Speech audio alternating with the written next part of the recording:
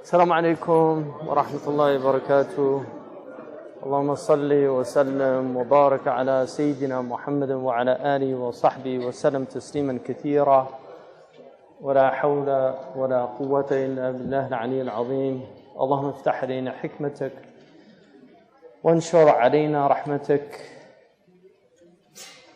اللهم افتح علينا فتوح العارفين وفقنا توفيق الصالحين. وقل ربي زدني علما. اللهم لا علم لنا إلا ما علمتنا إنك أنت العليم الحكيم. اللهم علمنا ما ينفعنا وانفعنا بما علمتنا زدنا علما. وصل اللهم على سيدنا محمد وعلى آله وصحبه وسلم تسليما كثيرا. ولا حول ولا قوة إلا بالله. I want to, before I go back into that, I want to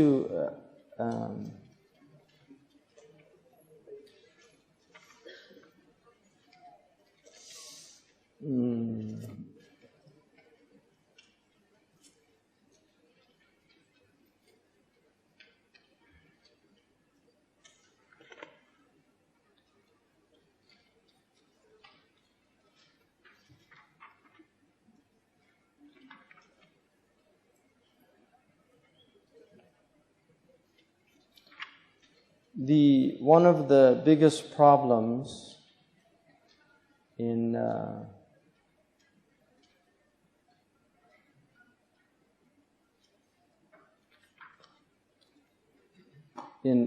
modern Islam is the idea that you can take from the Quran and the Hadith directly. And so I want to clarify that, because yesterday I was talking about naskh, and that's a huge subject, and a lot of misunderstanding come from it. But what I wanted to clarify was the obligation of going through the ulama, and again, not just the ulama, but really the great ulama, and they have been clearly identified. There are ones that are agreed upon, and then there's ones that are not agreed upon. An agreed upon scholar would be somebody like Abu Hamid al-Ghazali, Fakhruddin al-Razi. Obviously the early period, the four imams, people like, and then each one, according to Al-Isfarayini, each one has his area of expertise that he's known for. So, for instance, in Usul al-Fiqh, Imam al-Ghazali is probably, if not the greatest, certainly one of the greatest of the Usuli scholars in the history of Islam. And then in tafsir, somebody like Imam Tabari or Imam al-Qurtubi or Qadi Abu Bakr ibn al-Arabi, or from the Hanafi school, somebody like Imam al-Tahawi in fiqh. And then in hadith, Ibn Battal or Qadi Iyad or Ibn Hajar al-Asqalani or Imam al-Aini. These are agreed upon imams because their books are used. Even, for instance, Zamakhshari, despite the fact that he is a Mu'tazili in his Aqidah, in other words, he was a rationalist in his Aqidah, his tafsir al-Kashaf, which is largely a rhetorical tafsir, is almost by consensus considered the finest piece of scholarship in that area. And even in Imam Maqari's book on Aqidah, his matan on Aqidah, he mentions, about the Kashaf, that use the Kashaf but recognize there's a few deviant positions in it, like in Surah At-Takwir, where he says the Prophet ﷺ, A'lamuhu shadid al-quwwa, he says that the Prophet is less than Jibreel because the teacher is Jibreel and the student is the Prophet ﷺ. That's a Mu'tazilite position. It's not a Sunni position. But the point is that he was recognized as having imama, as having leadership in that area of language. So his books in language are brilliant. Then you have the ulama that you'll find differences of opinion about, like Ibn Taymiyyah,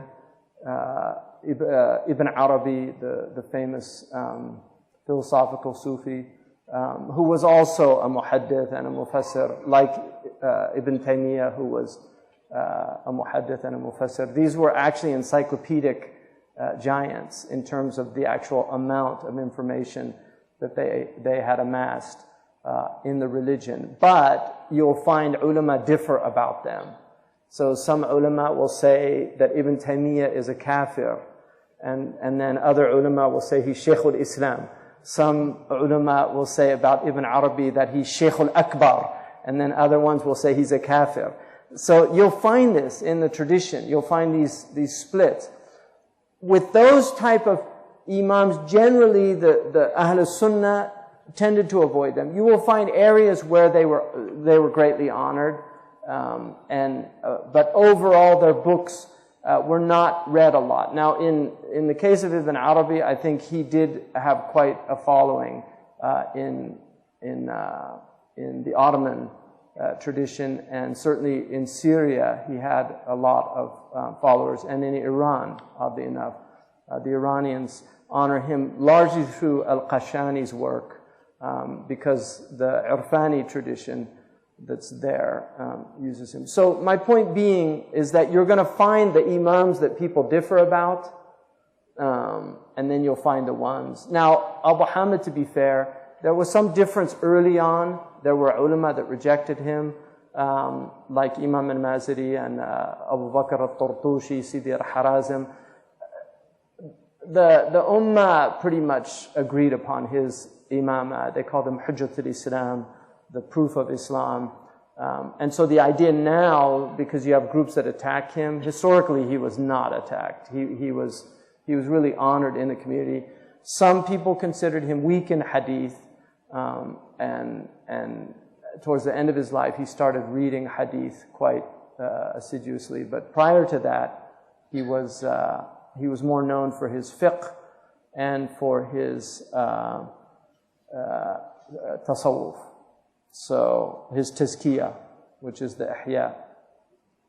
And he's considered a mujaddid by, the ulama, as far as I can tell, they're pretty much agreed upon that he was the mujaddid of that period of time that he lived in, and his effects still go on. And so my point being that you will find differences of opinion. And those that are agreed upon, they also are under the microscope. So not all of their opinions are taken. And over time, they'll look back and scholars will say, well, he was wrong here, he was wrong there. So it's not like everybody, just because they reach that level, that they're not open to criticism. They are. And they will be criticized. Some of their opinions will be challenged by later scholars. During their lifetime, generally, the ulama say, they call them, Imam al-Qarafi mentioned, I think, that the fuqaha were like tuyus ala zariba. They're like goats fighting over the garbage heap. There's a lot of hasad amongst scholars, which was traditionally wise. Contemporaneous scholars did not bear witness against other scholars. You have to really kind of wait to see what the ummah says down the road about them, because their contemporaries will often be against them simply because there's sickness in the souls, and they have hasad, and the ulama themselves have those sicknesses. But over time, those greats become part of the canon, and their books enter into the canon. And this is why you will find certain books are studied over and over and over again throughout history. And those are the most important books to read, because they're given a tawfiq, and they're given an honorific position in the library of the Muslims. There are many books in Arabic grammar, but for some reason, the foundation is Sibawayh's book, and from Sibawayh comes the great abridgments that are studied later, like the Ajurumiyya for basic grammar, the Qatr al-Nada, Mulhat al-I'rab, Lamiyat al-Af'al in Sarf, and then the Alfiyya of Ibn Malik in grammar, and Al-Awamil al-Mi'a. In Balagha, there's certain books that were read consistently. In logic, certain books like the Shamsiyya and the Sulam of Akhdari. For some reason, they just spread all over the Ummah, which was nice because when somebody like Ibn Arabi, to use as an example, somebody like Ibn Arabi, who was trained in Andalusia, and most of his shuyukh were in Andalusia, he comes to Konya, and he ends up giving khutbah and teaching and marrying in the culture here. His son-in-law, Sadruddin al-Qunawi, was one of the great muhaddithin of that time. Al-Ajluni said that Ibn Arabi was considered a thiqah in hadith during his time. So his hadith were sound. The point being is that you could have somebody from a completely different culture in Spain come to Turkey and they fit right in with the ulama. It's really something stunning about the Islamic civilization. And so if you go, for instance, I studied largely with Mauritanians, but the books that I studied, when I meet people from the Deoband Madrasa, they studied a lot of the same books because they're in the same tradition. And even if they aren't the same books, the subject matter is so similar that we know the same technical vocabulary and we can communicate about these things. Because usul al-fiqh, it differs a little bit in the Hanafi as opposed to the Shafi'i or the Maliki usuli tradition. There's some differences in the mustalahat, but overall, it's very similar. And so, what's happened in the modern period, and this in essence is a kind of Protestant impulse, which is the idea of going back to the original sources, of bypassing tradition, of going back to the Quran and the Sunnah. And this is a kind of chant that modern Muslims have. Now, part of the problem with that is the Quran and the Sunnah are in language. And language, by its very nature, has the problem of ambiguity. All language. I can use a term, and you can understand one thing, and I mean something very different from it. And so this is a problem. And this is why defining terms was so important in our tradition. There's a whole slew of literature which is called al-ta'rifat, al-hudud wa-ta'rifat, the tradition of definitions and terms. I mean, there's so many books on this subject. One of the most famous is Al-Jurjani or Ibn Fawrak. But these books were foundational books because there are words that are used that you have to understand them if you're going to understand the Hadith or the Quran and the books of the scholars. So learning these things was very important, and that's the basis of communication, is that we're speaking the same language. If our language differs, then our communication is going to break down. Whether it's two different languages, like Turkish and English, there's almost no communication.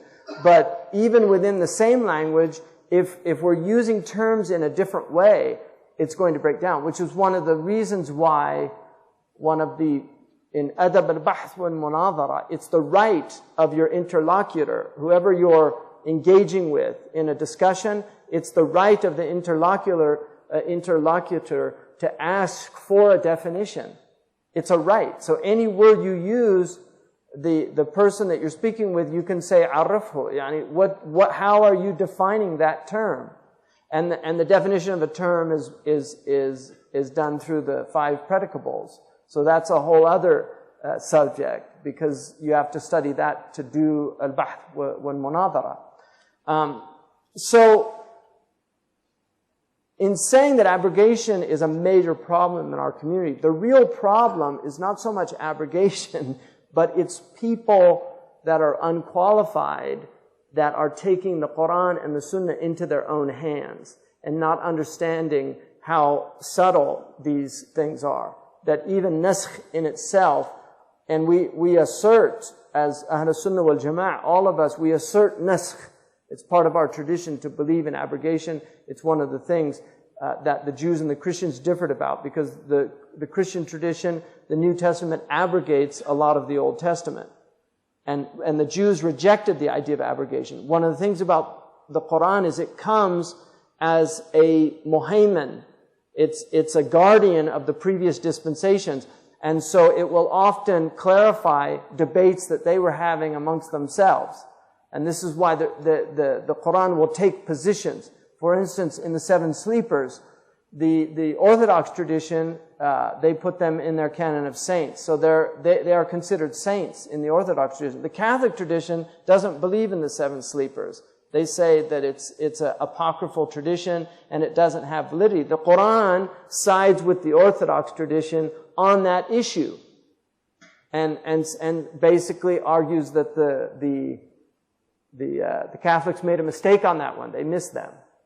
So this is the abrogation is asserted in the religion, but the meaning of abrogation and the idea somehow that abrogation can completely nullify verses in the Quran, this is where you're going to get the khilafats. Some see the abrogation as a takhsis, that yukhassis, that it's really making specific things that are general, or that the tadarruj of a hukam. So, for instance, in wine, in the alcohol, it's not so much naskh as tadarruj, that the Quran is taking people by degrees, going from a society that imbibes a lot of alcohol to a society that's free of alcohol. And instead of doing it all at once, it does it over a period of time. So each of those verses, it relates to a specific time period. So these are the issues. But the point of, Ayatul Sayf, which is in Tawbah and also the verse in Surah Muhammad, that to argue that these verses have abrogated all of the Meccan verses is completely insane. And this is one of the things that you will see people that really hate Islam. This is one of the key issues that they focus on in their books. What they say is Muslims will go to interfaith conferences and they'll say all these wonderful, beautiful ayahs, but what they're not telling you is all those ayahs were abrogated. This is a very common motif in anti-Muslim writing. And they'll bring our own sources. You see, they'll bring our own sources and they'll say, here it is right there. Look, Imam Suyuti in Al-Itqan, and this is considered a valid book in their tradition. In the Al-Itqan, he says all these verses have been abrogated, and the Quran itself says that مَا نَنْسَخْ مِنْ آيَةٍ وَنُنْسِيهَا نَأْتِي بِمِثْلِهَا بِخَيْرٍ مِنْهَا أَوْ مِثْلِهَا. We don't abrogate an ayah or cause it to be forgotten, except that we bring better than it or its like. And then Allah is saying this is a demonstration of His qudra. Right? So they'll use these arguments. And Muslims, unfortunately, we have to be more aware of our own tradition in that way to be able to defend ourselves. Because the ahkam that were revealed in Mecca, these are universal. This is universal virtue. And to say that these are abrogated is to argue for the abrogation of makarim al-akhlaq, which many of our scholars have said, including Tabari, including in earliest tafsirs, this is mentioned. But in relation to power, the Prophet ﷺ is powerless in Mecca, and he has power in Medina. وَلَا حَوْلَ وَلَا قُوَّةَ إِلَّا بِاللَّهِ. I mean, these terms are tricky terms, because they're people love these, modern people love these power. It's all about power. And our tradition is a tradition of divestment of power.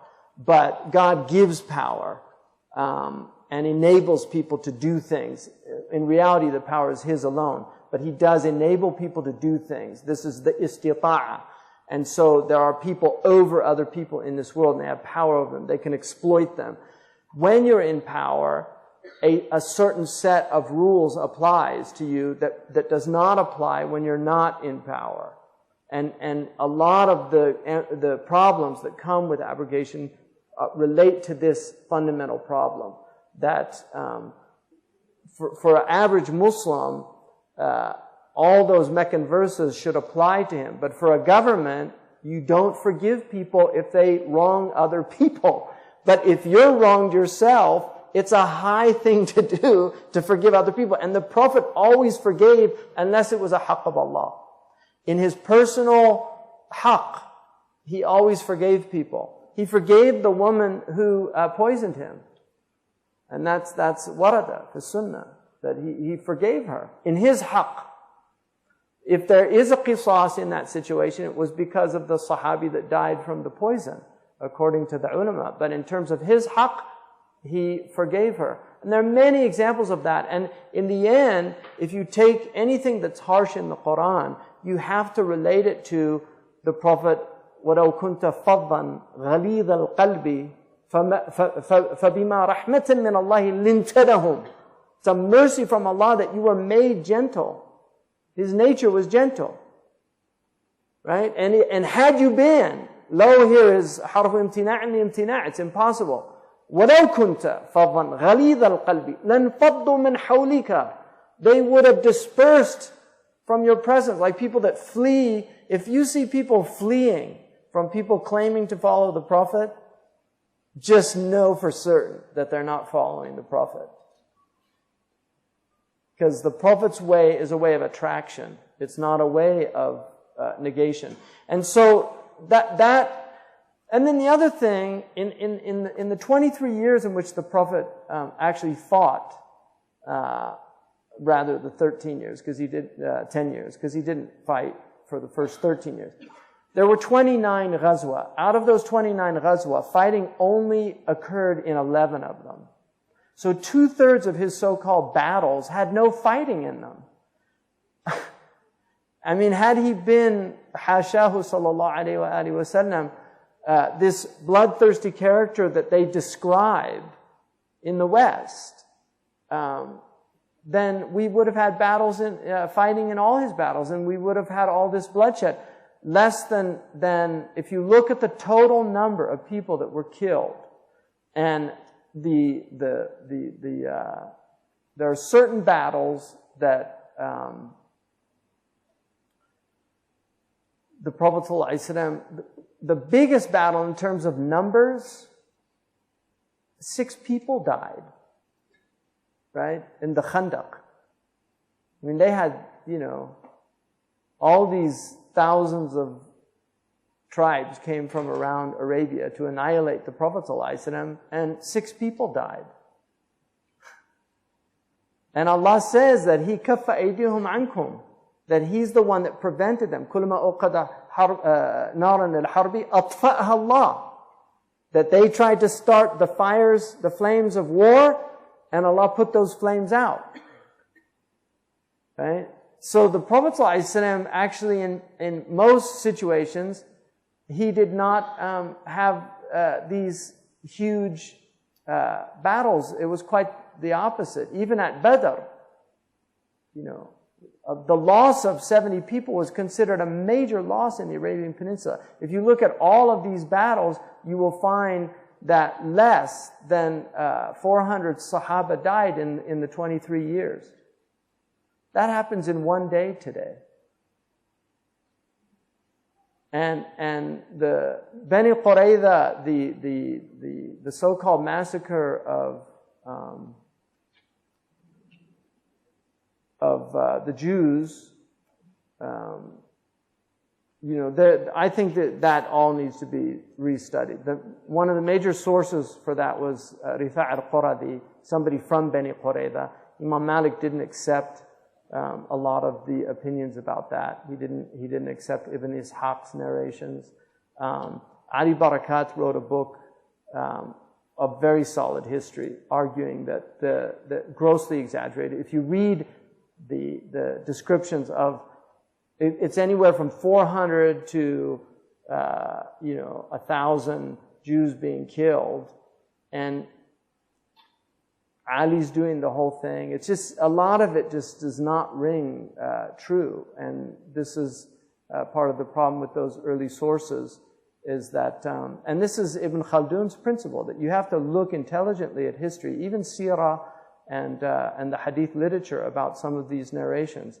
And that's not in any way ta'an fi turathina, because I have great respect for the rigor of our muhaddithun, and I do accept the whole classical Sunni preservation of the hadith. I am in no way a revisionist in that way. But I'm also aware of a lot of narrations got into our tradition to make certain people look bad, like Imam Ali. And also, we had Jewish converts to Islam that would bring in their own narratives also. People tend to exaggerate massacres. This has happened many times in history. The Turks have been still dealing with the Hamidian, so-called Hamidian massacres of the Armenians, and then the Armenian massacres of World War I.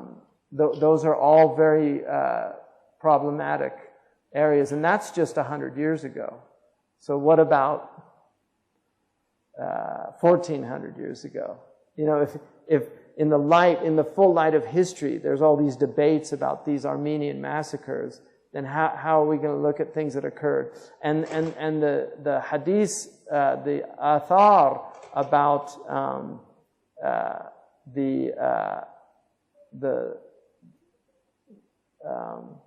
you know, 3,000 Muslims going up against 30,000 Romans. I mean, if you again read those, there's a lot of problems in those narrations, and anyway. So my point of all that is that we have to assert, our Prophet ﷺ, that the 13 years in Mecca are not nullified. They're not null and void, because if that was true, they have no meaning. The Prophet's behavior has no meaning if Allah just abrogates it and says it has no meaning. It has to have meaning, and it has to be meaningful to us. And what's interesting to me about the Quran is it really gives two possibilities. Because it's a bridge between the Mosaic tradition and the Jesuit tradition. It's got these interesting of forgiving and redressing through justice. It gives both options to people. The Quran says you can have your justice if you want, but know the standard that you judge in this world, you're going to be judged in the next world. It's better to forgive. The Quran will always say that. It's better to forgive. It's better to overlook. لَا تَكُ فِي ضَيْقٍ مِّمَّا يَمْكُرُونَ. Don't get caught up don't feel constricted about this. This is good for you. There's a reason why this is happening to you. Be patient. This is what the Quran is saying. But then it says, if you want your justice, you can have it. If you read Surah Ash-Shura, it's almost like a debate between the self about forgiveness and redressing wrongs, and forgiveness and redressing wrongs. It's like an internal conflict between people. And so it's very important for Muslims to, this idea that people can read the Quran and take directly from the Quran is one of the most dangerous ideas in our community, because it will lead to a complete fragmentation of our religious tradition, which is already happening, but it will happen even more. If you go to America, there are so many different denominations. Every street corner in some places in America has a different church, and people go to different houses of worship. Why? Because they all interpret the Bible differently. So the Baptists interpret it differently from the Methodists, and the Methodists from the Episcopalians, and the Episcopalians from the Anabaptists, and the Anabaptists from the Pentecostals, and the Pentecostals from the Holy Rollers, and on and on and on. And and then you have the little funny ones where there's a preacher and his family, because he's the only one on the planet that really understands the Bible. I mean, you really literally have churches like that. And this is what happens when you allow a complete lack of regulation of sacred scripture. And so what this tradition is really about is maintaining a type of regulatory mechanism on sacred scripture so that not everybody can say what they think it means. You have to be qualified to do that. And that qualification takes many years of rigorous training that also has to be accentuated by a brilliance. So it's one thing to have the training. I mean, I've been undergoing this thing for a long time. I don't have the qualifications necessary to be one of those imams, and I'm very aware of that. I know my limitations. I'm not stupid or deluded about that. I mean, there are people that think they can do that, but it's not like that. And if you spend any time with somebody like Sheikh Abdullah bin Bayya, you will know how far you are from just what the necessary prerequisites are. And academic scholarship is very different from classical Islamic scholarship. I mean, the idea of a Western academic having knowledge of no. I mean, just knowing the 10 qira'at was a sine qua non. Right? To know the 10 variants of the Quran. And there are different, there tathabbatu, in Surah Al-Hujarat, there's a variant tathabbatu and tabayyanu. It's written exactly the same way without the dots, but there are two qira'at. One is tathabbatu and one is tabayyanu, and they mean different things. And there's a reason why they mean something different. And so the person has to understand what the difference is between tathabbut and tabayyun in a khabar. In ja'akum fasiqun bi khabarin fatathabbatu. You know, aw fatabayyanu. And you have to do both. And that's why they're both there. So I just want to go through to drive this home. I know I'm belaboring it now, but Ibn al-Jawzi, who was a little earlier than, but not much. He was a generation and a half earlier than Sidi al-Mawaq, and Sidi al-Mawaq would have studied him and certainly been a master of the issues. But one of the things he says is that, you know, the ulum of Quran that are contained in the Quran and also that need to be known for the Quran, he says that you can look at this from a summary and you can look at it from a detailed description. The summary of it, he says, أما على الجملة فاعلم أن المقصود بالقرآن دعوة الخلق إلى عبادة الله وإلى الدخول في دين الله ثم إن هذا المقصد يقتضي أمرين لا بد منهما وإليهما ترجع معاني القرآن كله أو معاني القرآن كله. أحدهما بيان العبادة التي دعي الخلق إليها، والآخر ذكر بواعث تبعثهم على الدخول فيها وتقودهم إليها. فأما العبادة فتنقسم إلى نوعين وهما أصول العقائد وأحكام الأعمال، وأما البواعث عليها فأمران وهما الترغيب والترهيب. So this is the jumla of the Quran. He says, know that the whole purpose of this Quran is an invitation of creation to worship their Creator and to enter into a covenant with Him, a deen with Him, a transaction. So that's the maqsood of the Quran. That's the intention of the Quran. He just summarized for you the whole purpose of the Quran. It is an invitation to the creation from the Creator to enter in, to worship Him and to enter into His deen. And then he said this maqsad, this purpose necessitates two things. La budda minhuma, they're inescapable. And وَإِلَيْهِمَا تَرْجِعُ مَعَانِي الْقُرْآنِ كُلِّهِ. Yeah, because the dhamir goes back to the Quran. مَعَانِي الْقُرْآنِ. It goes, all of the Quran, the meanings of the Quran.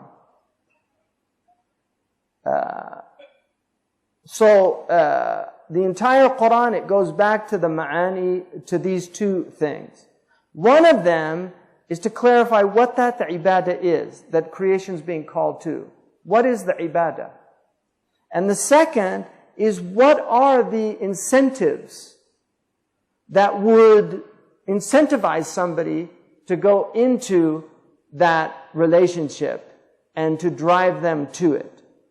As for ibadah, this devotion, it is of two divisions, two types. Usul al-aqaid wa ahkam al-amal. It's foundational beliefs and categories of action or behavior. So, rulings about how to act and principles of what to believe. This is all of the Quran. And then he says, as for the incentives, they go back to two things. Targhib and tarhib. Things that are desirable and things that are fearful. So, this is the stick and the carrot. There are things that will encourage you to act, and there are things that will deter you from acting. Fear and hope. Those are the two incentives in the Quran. وَأَمَّا عَلَى التَّفْصِيلِ فَاعْلَمْ أَنَّ مَعَانِيَ الْقُرْآنِ سَبْعَةٌ. The meanings of Quran are 7. So every verse in the Quran can be taken back to 7 basic meanings. Every verse in the Quran. Some of the verses will have more than one. But everything in the Quran will go back to 7 basic meanings. وَهِيَ عِلْمُ الرُّبُوبِيَّةِ. Knowledge about the Lord. Knowledge of lordship. علم النبوة, knowledge of prophecy. علم المعاد, knowledge of eschatology, what happens after death. Knowledge of ahkam, rules. And then wa'ad, a promise. Wa'id, a threat. Because the Arabs, they say aw'ada, right? And wa'ada, to make a promise and to make a threat. They use the same word. So the wa'id is the threat. So a promise and a threat, and then qasas, stories. That's the Quran. Those 7 meanings. Rububiyyah, Nubuwwah, Ma'ad, Ahkam, Wa'ad, Wa'id, and Qasas. So, basically divinities, prophecies, eschatologies, legal categories, promises, threats, and stories. History. And then he goes, فَأَمَّا عِلْمُ الرُّبُوبِيَّةِ. As for rububiyyah, you have إِثْبَاتُ وُجُودِ الْبَارِ جَلَّ جَلَالُهُ وَالِاسْتِدْلَالَ عَلَيْهِ بِمَخْلُوقَاتِهِ. So you have that Allah is showing that He exists. وَالِاسْتِدْلَالَ عَلَيْهِ بِمَخْلُوقَاتِهِ. And He shows that He exists through His creation. The word in Arabic for the world is called alam. Alam in Arabic is ismul ala. It's called ismul ala. Fa'al. Fa'alun is ismul ala. Like miftah is ismul ala. It's the noun of instrumentation. It's the noun that enables you to do something with it. Alam is the instrument of knowledge. All of knowledge comes through the senses. We have a priori knowledge, but even that a priori knowledge is discovered through the senses. And so when people say to you that all you can know is what's in the world, that's not true. There's a priori knowledge that you have, intuitive knowledge that you have about the world that the world does not indicate to you. Abstractions are one of them. The fact that you can essentialize. There's nothing in the world that indicates that. That's something that the mind is gifted with. So Allah uses the world to show that the alam, and He's Rabbul Alameen. The alam, this instrument of knowledge, is to help you know your Lord. That's the purpose of the world. Because He lies behind veils. I don't even want to use that word lies. God is hidden behind veils. He has veiled Himself because His light is blinding. We can't know Him directly. We can't know His essence, but we can know His attributes, and therefore He reveals His attributes through the world. This is how He comes to be known.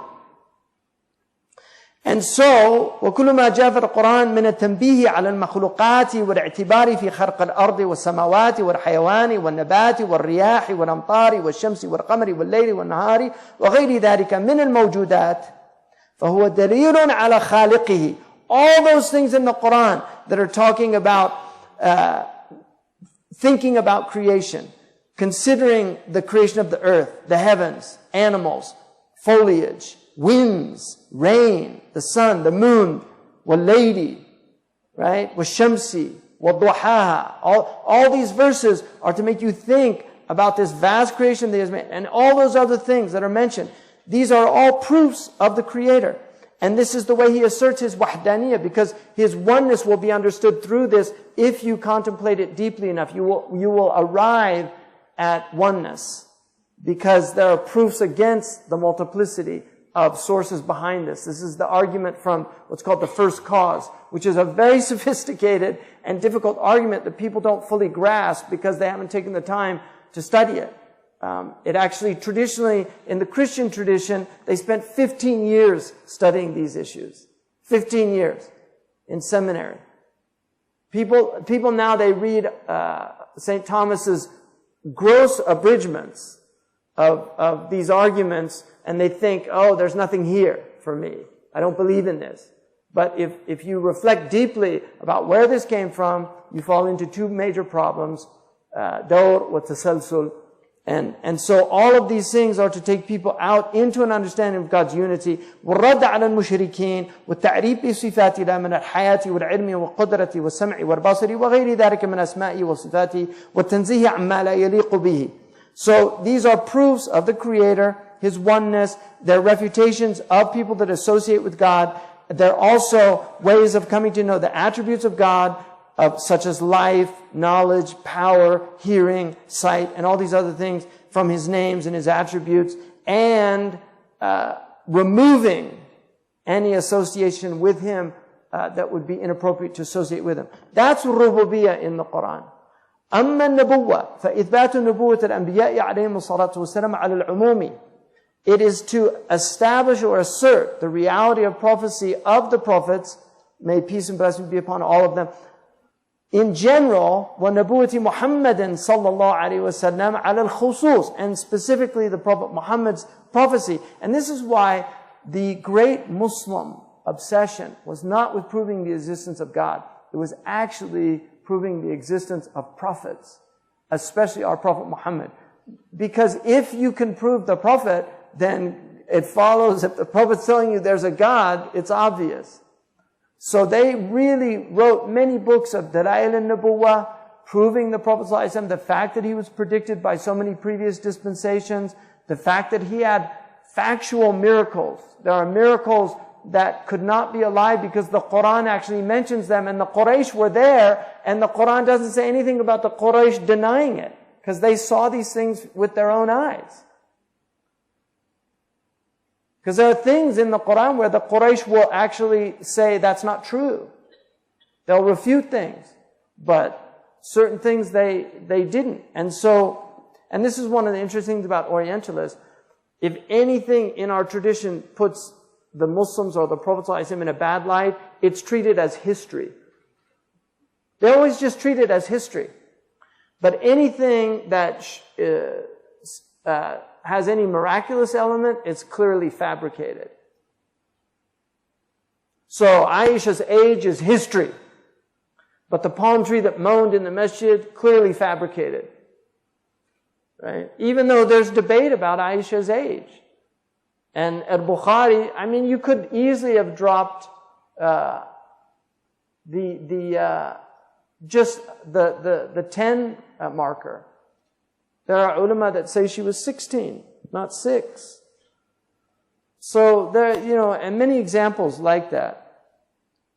And then part of that is that الكتب التي أنزلها الله عليهم ووجود الملائكة الذين كان منهم وسائط بين الله وبينهم والرد على من كفر بشيء من ذلك وينخرط في سلك هذا ما ورد في القرآن من تأنيس النبي صلى الله عليه وسلم وكراماته والثناء عليه وسائر الأنبياء صلى الله عليه وعليهم أجمعين. And so also the fact that they are a means between God and between His creation. And there's refutations against those who disbelieve. And also, there are things in the Quran in order to mollify or mitigate the sorrows of the Prophet ﷺ, and telling him about the previous prophets and what they went through, so that this gives a type of solace for the Prophet. So the Quran is very solicitous for the Prophet's spiritual well-being by reminding him that you're in a long chain of people that have been wronged, and this is the sunnah of God, because He's elevating you with these tribulations. أما المعاد فإثبات الحشر وإقامة البراهين عليه والرد على من خالف فيه وذكر ما في الدار الآخرة من الجنة والنار والحساب والميزان وصحيف الأعمال وكثرة الأهوال وغير ذلك. And also the ma'ad, which is eschatology, proving the existence of the hashar, that we will all be brought together and after we die, and establishing proofs against those who differ from that, about the afterlife, and about Jannah and Nar, about paradise and hell, and about the reckoning, and about the mizan, the actual scales in which actions are weighted, about the deeds, the book of deeds that you have, and also all of the terrifying aspects of that day. All of that is in the ma'ad, in the Quran. أما الأحكام, as for the rules, فهي الأوامر والنواهي وتنقسم خمسة أنواع. So there's 5 categories: واجب ومندوب وحرام ومكروه ومباح. We've already gone through that. ومنها ما يتعلق بالأبدان كالصلاة والصيام، وما يتعلق بالأموال كالزكاة، وما يتعلق بالقلوب كالإخلاص والخوف والرجاء وغير ذلك. And then there's things that relate to the bodies. So you have the prayer and fasting, and then what relates to wealth, like zakat, and then what relates to the hearts, ahkam al-qulub, is in the Quran. الَّذِينَ فِي صَلَاتِهِمْ خَاشِعُونَ. Those who are in their prayer, they're khashi'un, they have khushu'. محل الخشوع القلب. So ikhlas, sincerity. وَمَا أُمِرُوا إِلَّا لِيَعْبُدُوا اللَّهَ مُخْلِصِينَ لَهُ الدِّينَ. They were only commanded to worship Allah with ikhlas. أَمَّا الْوَعْدِ, as for the wa'd, فَمِنْهُ وَعْدٌ بِخَيْرِ الدُّنْيا وَمِنَ النَّصْرِ وَالظَّهُورِ وَغَيْرِ ذَلِكَ. So the promise that they'll have good in this world, if they follow Allah, they'll be given victory. This is one of the crises of modern Muslims, is that there's all these verses of victory. Muslims were given victory always in their history. And then what happened? Well, if you don't fulfill the covenant, then it doesn't work. And this is one of the interesting things about Islam. There's something on that I don't remember who did it, but they did a timeline of the historical spread of religions. How many people saw that? Yeah, a lot of people. So one of the interesting things about that is how slow these other religions started. When it gets to Islam, it just turns green everywhere. It spread so rapidly. What was that? Why did Islam spread so much more rapidly than these other religions? It can't be argued that it was just military conquest. I mean, that's just because the Mongols had a vast spread and then they're gone. They disappeared. But this religion stayed.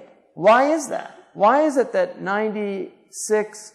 There's 2 opinions. 96 or 98% of Turks are Muslim. Why is that? I mean, why is it that the Persians, very proud, great civilization, they became Muslim. And they left their own prophet, Zardusht. He was a Persian. Right? Zardusht, they had a Persian religion. They left their own Persian prophet for an Arab prophet. They looked down on the Arabs. The Arabs to them were akaratul bab. They were the lizard eaters. That's what they called them. They looked down on them. They were their mawali. The Persians controlled the Arabs. How is it that the Persians, with all their pomp and circumstance, within such a short time, embraced the religion of Islam and then became the greatest Muslims? Look at the history. Salmanu minna al-bayt. The Prophet ﷺ said, about the verse in the Quran, وَآخَرِينَ مِنْهُمْ لَمَّا يَلْحَقُوا بِهِمْ. There are those coming later that haven't achieved yet. He said, he pointed to Salman and he said, Hum min qawmi hada. They're from this man's people. لو كان العلم بالثريا لناله رجال من الفرس. If knowledge was on Pleiades, it would be Persians that got there. The Persians gave us the higher mathematics. Look at these great Persian mathematicians. The Persians gave us Maulana Rumi. I mean, why is everywhere all over the world people are just so in love with his words? Why does he speak universally? All of our great imams of hadith, Imam al-Bukhari, Imam Muslim was of Arab background, but he was raised in Persian tradition. He's a Naisapuri. He was from Nishapur, but he's originally from the Arab. But Tirmidhi was a Persian. An-Nasa'i was a Persian. Ibn Majah, Persian. The great Arab scholars of Islam, Persians, all of them. Really. It was the later ones that came, that condensed what the Persians had codified. Abu Hamid al-Ghazali, the great Usuli scholars, Imam al-Juwayni, al-Ghazali, these are Persians. It's amazing what Persia gave to Islam. And they were Sunnis. The Seljuk who came here came from the Persian, from Central Asia, the great Turkish peoples. They came here, established this incredible civilization here in Turkey. The Ottomans, the educated Ottomans were fluent in Turkish, Persian, and Arabic. The Yenishehri had to learn Persian. That was part of their training. It's amazing what they did. So the Prophet promised, he was given promise of this victory. It happened so swiftly. It was amazing how swift it happened. When the Ottomans took the mantle, when the Seljuk collapsed and the Ottomans took the mantle, nobody in the history, you look at, this is the longest ruling family in human history that we know of. No other family ruled longer than them. How did they break all those historical sunan? How did they do it for so long? In the 16th century, they were already talking about Ottomans would be over soon. In Europe, can't last much longer, just 400 years, right? Seriously. My mother was born and there was a sultan, there was a khalifa. My mother, 95 this year. When she was born, there was still a khilafah. Khilafah was officially November 1st, 1922.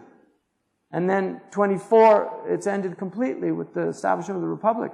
But my mother was alive and there was a sultan, a khalifa of the Muslims. It wasn't that long ago. So, you know, the Nasr, in Tansurullah, Yansurkum. If you give victory to God, God will give victory to you. We have all these Muslims. I mean, if you look at what happened in the Ottoman lands that were defended, Mustafa Sabri says 2/3 of Ottoman history was defending other Muslims. 2/3 of their history. And then when the breakdown happens, they're betrayed by all these people. And now the Muslims are suffering from the effects of those betrayals. Nobody wants to deal with this fact. It's painful. You allied yourselves with the British, and look what you got. Sultan Abdul Hamid wouldn't give up Palestine. He was offered all the Ottoman debts would have been forgiven. And the famous letter, everybody knows about this stuff. He said, I can't give up. It's not mine to give. Can't sell something. It's a sacred trust. But people there were promised, oh, we'll give you your own country, get rid of these horrible Turks, right? Beware of white man speaks with forked tongue, right? That's what the Native Americans, you want to talk about promises from white people, talk to the Native Americans, right? Seriously, white man speaks with forked tongue. They're all snakes, sister. You got poisonous ones, you got non-poisonous ones, so watch out. No, that's... She's like shaking her head. Did I just hear that right? Yeah, no. There's good white people and bad white people. There's good black people and bad black people. There's good and bad. And then there's mixed inside the same person, like most of us. But don't listen to your enemies. Beware of Greeks bearing gifts. Right? You know, that's a Turkish saying. That must be. Because they brought that big Trojan horse, right? That was in Turkey. They put it outside as a gift, you know, and poor Cassandra, given the gift of prophecy, don't bring the horse in. But part of the gift was the curse that nobody would listen to her. So he said, don't bring the horse in. It's a mistake. No, this is a gift. Look, they're finished. 10 years, we beat them. They brought it in. That's what has happened to the Muslim world. We brought in this Trojan horse. Right? And what happens in the Trojan horse is that at night they get all drunk, they're celebrating their victory, and then the Greeks come out of the horse and then open the gates. And the Greeks come back and they wipe out Troy. Right? Kill all the men and take all the women and children as slaves. So, you know, now it's the television. If you want a Trojan horse in the house, I mean, it's the television. Let me entertain you. I mean, you tell me one human being that if some creepy-looking stranger knocked on the door and said, you know, can I sit with your kids for a couple hours? I'd like to entertain them. What would that person in that house do? Seriously, what would they would slam the door, call the police or something. You know, there's some pedophile outside my house, wants to sit with my children. But people plop their children in front of televisions with perfect strangers. You know, I looked up a Facebook of a Disney cartoonist. Like when I was doing my research on Disney, I literally decided, hey, they probably have Facebook. I went to one of these guys' Facebook, and I swear to God, in his little, like, what do you do for work or whatever, he said, defiler of children. That's what he put as his occupation. Defiler of children. At least he was honest. You know. So the wa'ad is something, you know, but most of the wa'ad is about akhirah. So dunya, don't think it's all dunya. It's really وَهُوَ الْأَكْثَرُ كَأَوْصَافِ الْجَنَّةِ وَنَعِيمِهَا, like the descriptions of paradise. أما الوعيد فمنه تخويف بالعقاب في الدنيا ومنه تخويف بالعقاب في الآخرة وهو الأكثر كأوصاف جهنم وعذابها وأوصاف القيامة وأهوالها. وتأمل القرآن تجد الوعد مقرون بالوعيد وقد ذكر أحدهما على أثر ذكر الآخر ليجمع بين الترغيب والترهيب وليتبين أحدهما بالآخر كما قيل بضدها تتبين الأشياء. So he says, as for the threat, it is to frighten people about punishment in this world if you do bad things, like لا تقربوا الزنا إنه كان فاحشة وساء السبيل. Don't go near fornication. It's a bad thing. It leads to AIDS and syphilis and gonorrhea and all these horrible things. In dunya, there's a iqab in dunya. The Prophet ﷺ said, مَا ظَهَرَتْ فَاحِشَةٌ فِي قَوْمٍ إِلَّا أُصِيبَتْ بِأَمْرَاضٍ لَمْ تَكُنْ فِي أَسْلَافِهِمْ. No sexual deviancy will manifest in a people except they will be afflicted by diseases that their ancestors didn't know about. So that's one of the punishments of zina. You're warned. And if you don't follow that wa'id, then accept the consequences in dunya before akhirah. This is why Imam al-Kandahari said that the sharia is hujjatullah al-baligha. It's the clear proof of Allah. It's His hujjah. Because if you go against the prohibitions in the Quran, you will have horrible things happen to you. The Prophet said, don't go against your rulers. The Quran says, beware of disobeying the Prophet. You will be afflicted by civil strife and great painful chastisement. So if you go against your ruler and then all this horrible stuff happens, and why is this happening? قُلْ هُوَ مِنْ عِنْدِ أَنفُسِكُمْ. Say it's from your own souls. You were told not to do something. And then the Quran says, beware of fitnas. اتقوا فتنة لا تصيبن الذين ظلموا منكم خاصة. Beware of fitna, of tribulations, calamities, civil strife, civil war. It has a lot of meanings. Beware of fitna that doesn't just afflict the innocent among you, the guilty among you. In other words, ta'um al-adab.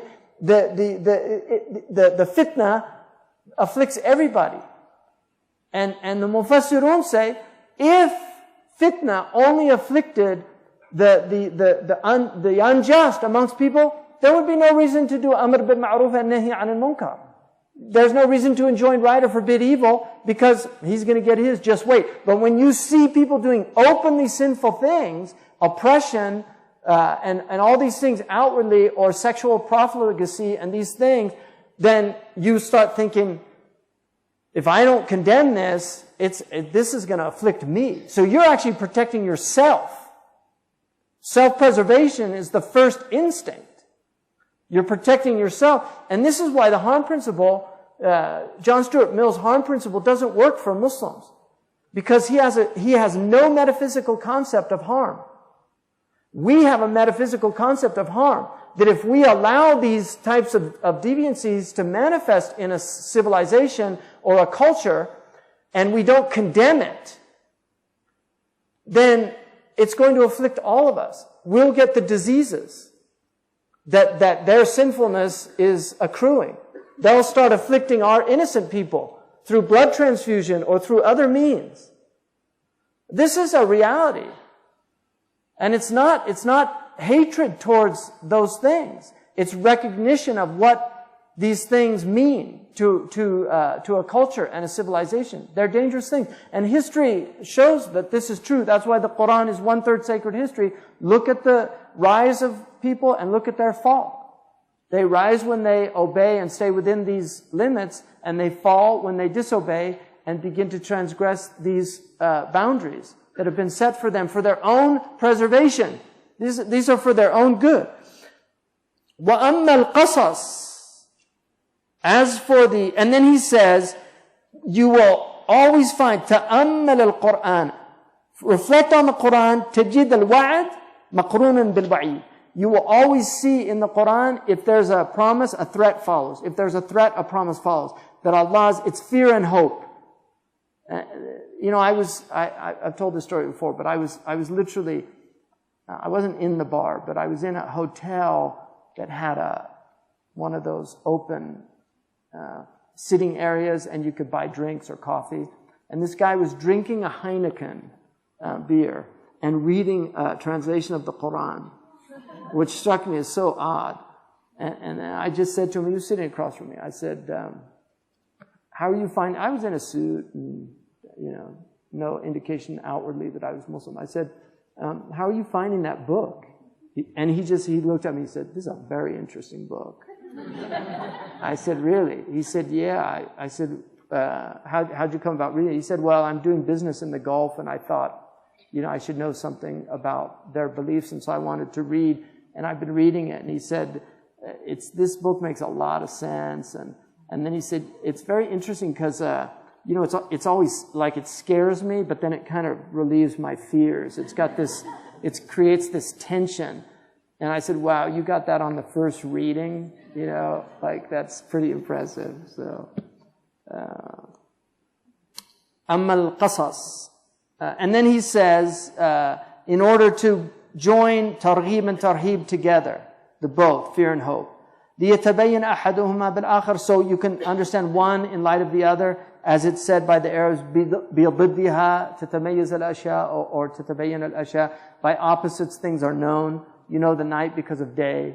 If it was always night, we wouldn't really have a word for that. It would just be, reality. You wouldn't say, oh, it's nighttime. You just say, أما القصص فهو ذكر أخبار الأنبياء المتقدمين وغيرهم. As for the qasas, this is making mention of the prophets and the ancients. كقصة أصحاب الكهف, like the people of the Kahf, وذي القرنين, and the two-horned one. فإن قيل ما الحكمة في تكرار قصص الأنبياء في القرآن. What's the wisdom in repeating these stories? فالجواب من 3 أوجه.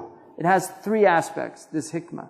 The first, الأول أنه ربما ذكر في سورة من أخبار الأنبياء ما لم ذكر في سورة من أخبار الأنبياء ما لم يذكره في سورة أخرى. So he might mention something in one surah about the Anbiya that he doesn't mention in another surah. وفي كل واحدة منهما فائدة زائدة على الأخرى. So there's always a benefit in that. Like for instance, in one verse about Musa, when he throws the staff down, it's a hayya, tasa'a, hayyatun tasa'a. It's a hayya. In another one, it's a thu'ban. Now, a hayya is a small snake. A thu'ban is a large snake. So what is it? A thu'ban or a hayya? The Mufassirun said it was very large in its size, but very fast. Because large snakes are very slow. Like a python is incredibly slow if you watch it. But it was large but fast. So it had the physical size of a thu'ban, but it had the speed of a snake. And so Allah used both words in one and the other, because the Arabs don't have a word for a large, fast snake. So that's an example of where you'd have a nuance of meaning in that. So that's the first reason. الثاني أنه ذكرت أخبار الأنبياء في مواضع على طريقة الإطناب وفي مواضع على طريقة الإيجاز لتظهر فصاحة القرآن أو لتظهر فصاحة القرآن في الطريقتين. So sometimes the akhbar of the prophets, the stories of the prophets are mentioned in itnab, is a rhetorical term which means that it's extensive. So there's detail. So itnab is a device in rhetoric where you'll use more than you actually need to convey the meaning, but there's benefit in it. So for instance, when Musa is asked what's in his hand, Ma tilka bi yaminika ya Musa, what's in your right hand, Musa gives a litany of things. He could have just said, hiya asaya, this is my stick. But he said, I rely on it, I use it to gather my goats, and I have other benefits in it. He could have just said it's asaya, but he didn't. That's called imbisat in rhetoric. So that's a type of iltanab where you want to extend the conversation. Because you're so happy to be speaking, so you just want to add more just to keep the conversation going, because it might end. And then the other one is called ijaz, which is brevity. It's very precise language. In order to manifest the fasaha of the Quran in both ways, that the Quran has brevity, but it also has the eloquence of iltanab, which is more extensive. The third reason, الثالث أن أخبار الأنبياء قصد بذكرها مقاصد فيتعدد ذكرها. So the akhbar of the Anbiya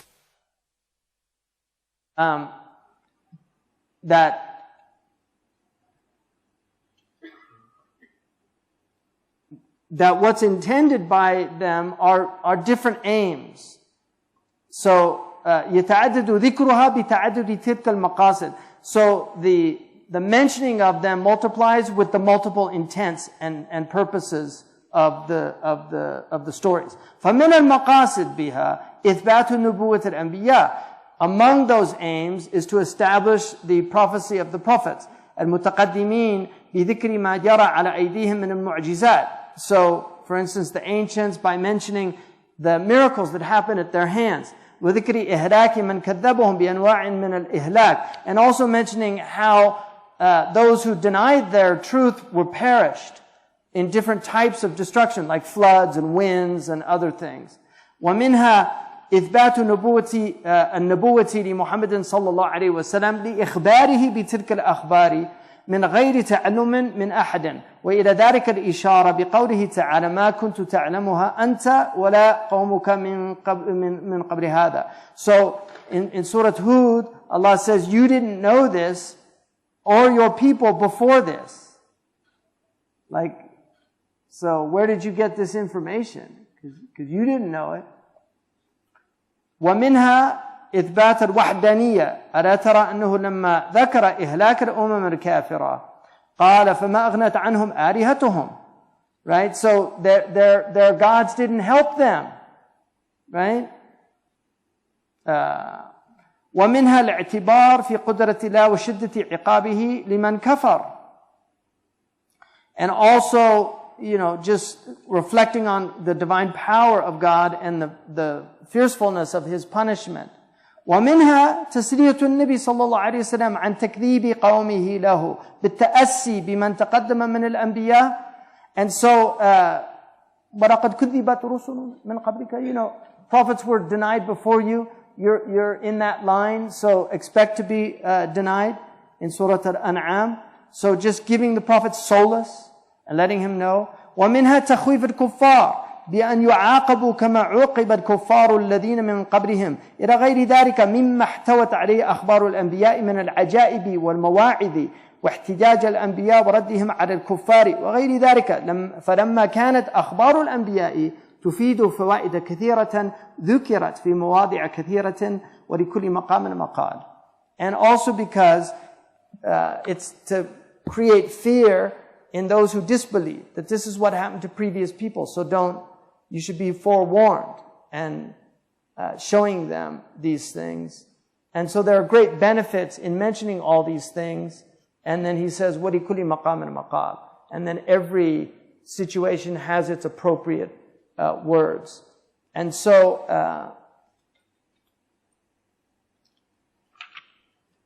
in conclusion,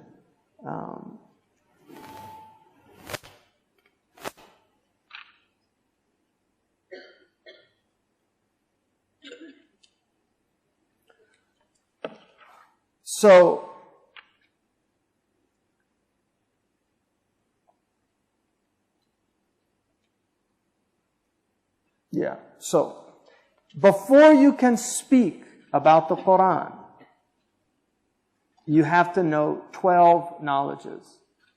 And this is really the whole point of this. اعلم أن الكلام على القرآن يستدعي الكلام في 12 فنا من العلوم. To speak about the Quran, you need to have mastered 12 sciences. التفسير. Tafsir is knowing what's been said about the Quran before. Because you have to know, if the Prophet said something, it's definitive. The Prophet rarely gives tafsir of Quran. Because had he said what it meant, it wouldn't leave us any room for interpretation. So he left it open to his ummah. His life is a tafsir of the Quran. But he didn't actually say what things meant in the Quran. And the Sahaba rarely asked him because, one, it was revealed in their tongue and they tended to understand it. Two, they understood that Allah did not like a lot of questions because it would open the door to a lot of problems. Al-Qira'at. So you have to know the Qira'at because there are different Qira'at. There are 7 of the dominant Qira'at, like Nafi', which was Malik's Qira'ah, Asim, which was the Qira'ah of Abi Hanifa, Kasa'i, Hamza, Abu Amr. These are the Muqri'un. And then you have the 3 that are considered by the vast majority. They call Qawlul Rajih, that they're mutawatir also, that come after them. So, knowing the qira'at. And then the ahkam, you have to know fiqh. So if somebody says, they're a mufassir, but they're not a faqih, then you're in big trouble. Like somebody says, don't ask me about fiqh, but ask me about the Quran. It's a problem. Because you have to be a faqih to speak about the Quran. And then the ahkam, so the ahkam. The naskh, you have to know abrogating verses, and you have to know the debates about that. Some of them say that there are, like Suyuti mentions 20 that are agreed upon. Imam Kandahlawi in Fawz al-Kabir mentions 5 of those, and then he gives ta'wil of the other ones. And that's not including, because they recognize ayatul sayf. Those are verses other than ayatul sayf. Like in Muzammil, Allah says, قُمَ اللَّيْلِ إِلَّا قَلِيلًا. And then later on, in the same verse, same surah, Allah says, فَقْرَأُ مَا تَيَسَّرَ مِنَ الْقُرْآنِ. He gives a tahajjud was wajib for the Prophet, but he didn't have to do it almost the whole night. That was takhfif, removed from him. And there are other examples, like if you're going to speak to the Prophet in najwa, قَدِّمُوا بَيْنِ يَدَيْ نَجْوَاكُمْ in warsh sadaqah. So give sadaqah before you speak to the Prophet. That was a amr, and they had to do that. Then ashfaqtum, right? It's too hard for you to do that. So that got removed. That's naskh. In the same, many of the naskh, you'll see it immediately after in the Quran. So though you have to know what's abrogated, what's not, what's mukhtalaf fi, right? That's very important in the Quran. And then you have to know hadith. So, because the Quran, the majority of scholars say that the Quran, the hadith, right, changes rulings in the Quran, yuqayyid or yukhassas. So they're in usul al-fiqh, you have to know what the hadith says about that. And then the mutawatir, according to the majority, can actually abrogate a verse of the Quran. And then you have so hadith is very important. Then you have to learn hadith. The mustalahat is one thing. You also, ilm al-rijal is another thing. And then sharh al-matan. So ilm al-hadith takes years to master on its own. And then you have to know the qasas al-anbiya. This is a whole genre of Islamic tradition, like Ibn Kathir's great work on that, qasas al-anbiya. In that chapter, their Daniel is in qasas al-anbiya. The Samuel, right, they call Samuel, is in there because Samuel's mentioned in the Quran not by name, but he's actually mentioned in the Quran. Because he's the Nabi from Bani Israel that's not mentioned when he appoints the king for Bani Israel. So you have to know the qasas al-anbiya, because that relates to the Quran. And then tasawwuf. He puts that as one of the sciences that you should know before, because the Quran is for tazkiyah. قَدْ أَفْلَحَ مَنْ زَكَّاهَا. Right? Why did Allah send the Prophet? Right? هُوَ الَّذِي بَعَثَ فِي الْأُمِّيِّينَ رَسُولًا يَتْلُو عَلَيْهِمْ آيَاتِهِ وَيُزَكِّيهِمْ. Before you can know the Quran, you have to have tazkiyah. وَيُعَلِّمُهُمُ الْكِتَابُ وَالسُّنَّةِ. So tazkiyah precedes knowledge of the book and the sunnah. And that's what tasawwuf is, ilm al-tazkiyah, whatever you want to call it. We know there's a science in our religion called ilm al-tazkiyah. Traditionally it was called tasawwuf. If you don't like that name, tazkiyah is a Quranic term. Ihsan is ilm al-ihsan, ilm al-nafs. But you have to know how, because one of the things that's dangerous is you can interpret the Quran from your hawa. So if you don't have tazkiyah, then you're going to be interpreting the Quran from your hawa. And then usul al-deen, aqidah. You have to know aqidah before you can do tafsir of the Quran, because much of the Quran is about aqidah. 1/3 of the Quran is about aqidah. And so you have to know aqidah, and then you have to know the debates about aqidah. What's from the usul and what's from the furu'. The Muslims don't differ in their usul, but there's difference of furu' in aqidah. Just like furu' al-fiqh has differences, furu' al-aqidah has differences. There's debates amongst the great mutakallimun. But not in the usul, not in the principles, but in the details. They debate. And then usul al-fiqh. So you don't just have to know ahkam, fiqh, furu', you also have to know usul al-fiqh before you can, and then lugha. You have to have vocabulary. You have to know all the possible meanings of any given word in the Quran, because many of the words have different meanings, like qur' can mean tahur, it can mean hayd. You have to know that. Because what is it? Tahur al-hayd. And why is there a khilaf? And what's the rajih, if there's a rajih? What's the preferred opinion? And then nahu. You have to know nahu and sarf.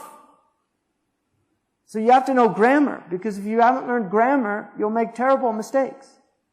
And then finally, you have to know bayan, rhetoric, balagha. Much of the mistakes that people have made in the Quran and in our religion is the result of being ignorant of rhetoric, like not knowing what majaz mursal is, not knowing what isti'ara is, not knowing what the itnab and the ijaz, hadf, like why there's certain things are omitted, lacunae in the Quran. Not knowing those things, what iltifat is, why Allah goes from first person to third person in the same statement. That's a type of rhetorical device, and it'll confuse you if you don't know that, because in the West we don't really have that device. It's not part of Western rhetoric, and that's something that confuses Western people when they read the Quran.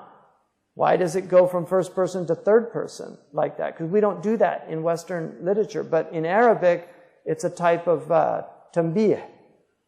It's a rhetorical device, iltifat, and many other examples. So these are the sciences. And now we have, unfortunately, a lot of people, doing tafsir of Quran that are not qualified. And Daesh, much of what they're doing out there is because they're reading these verses about killing people wherever you find them. You have to look at what our ulama said about those verses, and that you don't kill prisoners. The Prophet ﷺ had dispensations that aren't permitted for other people. The Prophet did things that are haram for us to do. This is something our ulama knew. He had khasa'is. You have to know what those are.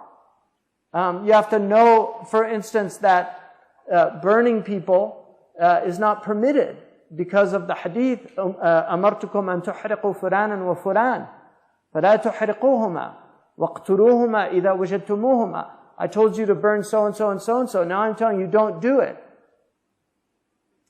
But if you find them, punish them. And even in the hadith of Ali, for those who say, because it's in al-Bukhari, they say that he burnt them after he killed them in another riwayah. So burning people alive is prohibited in the Sharia. And I'm aware of the khilaf amongst the fuqaha, but Muslims have never used burning as a punishment historically. And the historical narrations, there's no consideration in fiqh of historical narration. None. No fuqaha will base a hukm on a piece of history. It has to be a solid transmitted narration. It has to have isnad. They don't base rulings on what Bidayah wa Nihaya says about some event, that Abu Bakr did this or that. If you don't have a sanad muttasil, la ta'na fi, if you don't have an unbroken chain that is unapproachable, then you can't make a legal ruling. Anyway, I hope that, part of